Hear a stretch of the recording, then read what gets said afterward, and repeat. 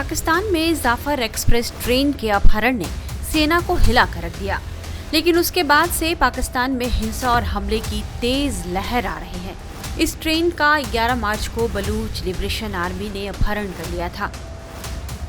पाकिस्तानी फौज ने तकरीबन 40 घंटे की लंबी जद्दोजहद और कड़े ऑपरेशन के बाद ट्रेन को 12 मार्च की रात बलूच लिबरेशन आर्मी के कब्जे से छुड़ाने का दावा किया। इस ट्रेन में करीब 450 यात्री सवार थे। पाकिस्तान इस घटना से बाहर निकलने की कोशिश ही कर रहा था, इस सदमे से जूझ ही रहा था कि 15 मार्च को बलूचिस्तान के नौशकी में सैन्य काफिले पर हमला हो गया। यह हमला भी बलूच विद्रोहियों ने ही किया। पाकिस्तानी अधिकारियों ने बताया कि हमले में 7 जवानों की मौत हुई और 13 जवान घायल हुए, जबकि बीएलए ने इससे उलट दावा किया। उसका कहना था कि इस हमले में करीब 90 पाकिस्तानी सैनिक मारे गए हैं। ट्रेन हाईजैक करने और सैन्य काफिले पर हुए 2 बड़े हमलों के अलावा भी 50 से ज्यादा अटैक पाकिस्तान में 2 दिन के भीतर हुए हैं। मीडिया रिपोर्ट्स के मुताबिक 15 से 16 मार्च के बीच पाकिस्तान पर 57 हमले हुए हैं। 48 घंटे में 57 हमलों की जिम्मेदारी तहरीक-ए-तालिबान पाकिस्तान यानी टीटीपी और बलूच लिबरेशन आर्मी यानी बीएलए ने ली है।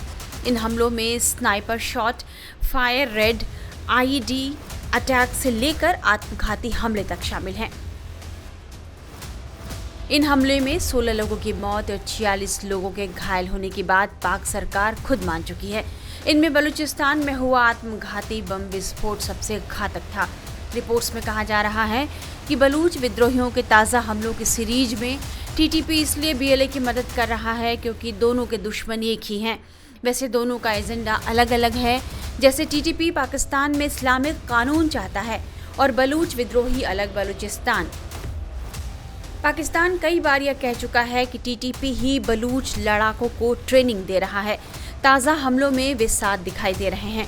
लिहाजा पाकिस्तान के एक्सपर्ट्स और वहां के मंत्री इस बात पर चिंता जता रहे हैं कि बलूच अलगाववादी विद्रोह और टीटीपी का आतंक अभियान दोनों ही मिलकर राष्ट्र के लिए गंभीर खतरा पैदा कर रहे हैं और यदि इनसे तत्परता और दूरदर्शिता से नहीं निपटा गया तो ये हिंसक राज्य विरोधी आंदोलन देश की अखंडता को बहुत नुकसान पहुंचा सकते हैं।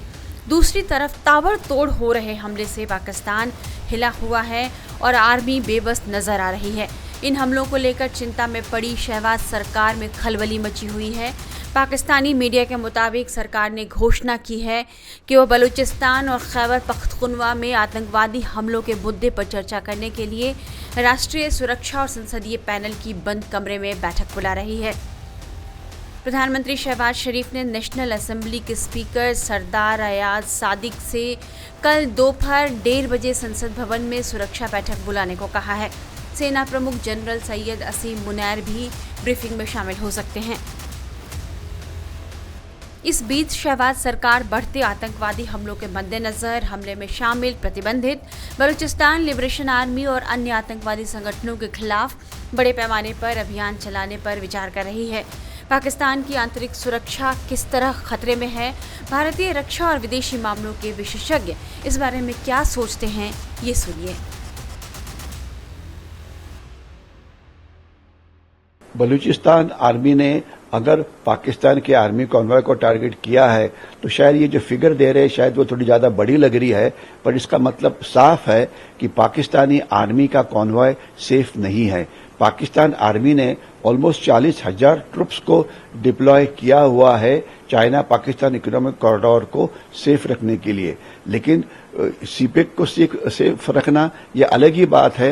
लेकिन अगर वो खुद को सेफ नहीं रख सकते और इतनी सारी कैजुअल्टीज उनके ऊपर होती है तो उनके लिए यह खराब बात है, जिससे चाइना बहुत ही नाखुश हो गया है।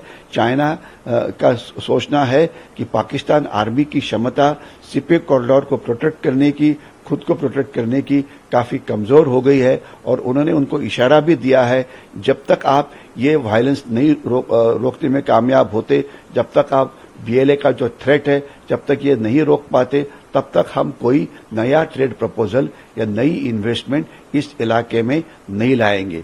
तो इस सब कारण से सीपेक कॉरिडोर, जहां पे $60 बिलियन का एड अभी तक पाकिस्तान ने डाला हुआ है, ये एक व्हाइट एलिफेंट हो गया है, ना चाइना को ही सिर्फ बट बल्कि पाकिस्तान को। और पाकिस्तान की इकोनॉमी इससे डोल्ड्रम में जा रही है, जिससे पाकिस्तान का आर्थिक नुकसान काफी होने वाला है और इसके सिवाय चाइना का भी।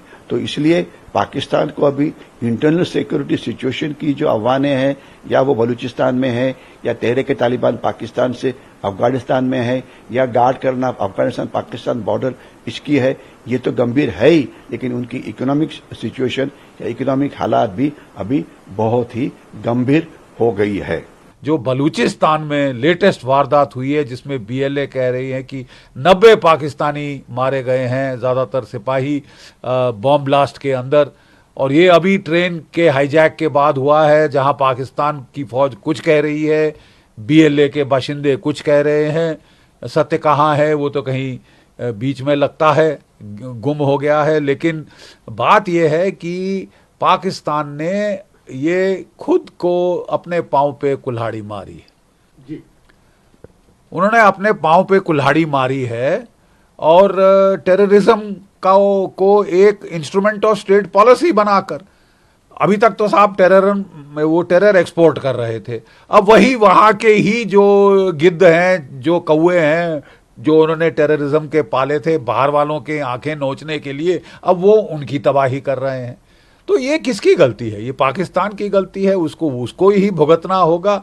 उसका बाहर के देश तो कोई इलाज नहीं कर सकते ना साहब, इसमें भारत का क्या लेना देना। आप अपने बलूचियों को अपने साथ नहीं रख सकते, आप उनको एक्सप्लॉयट कर रहे हैं। जैसे आप पहले बांग्लादेश में कमीनों की तरह उनका खून चूसना शुरू हुआ था, जब तक परेशान होकर उन्होंने आपको धक्का मार के बाहर नहीं किया। बलूचिस्तान में वही कर रहे हैं, सिंधु देश में वही कर रहे हैं, पीओके में वही कर रहे हैं, गिलगिट बाल्टिस्तान में वही कर रहे हैं, अपनी शिया आबादी को परेशान कर रहे हैं। ये पाकिस्तानी पंजाब के लोग, जो कि हार्टलैंड है पाकिस्तान की आइडियोलॉजी का, बन गया है, अपने आप को बना के बैठा है, और तशद्दुद दे रहे हैं अपने सारे आवाम को। और अगर वो आवाम उठ खड़ा हुआ है तो ये आवाम और पाकिस्तान की फौज, पाकिस्तान की एसआई और उनकी सरकार के बीच की मामलात है, इसमें तीसरा कोई दखल नहीं दे सकता।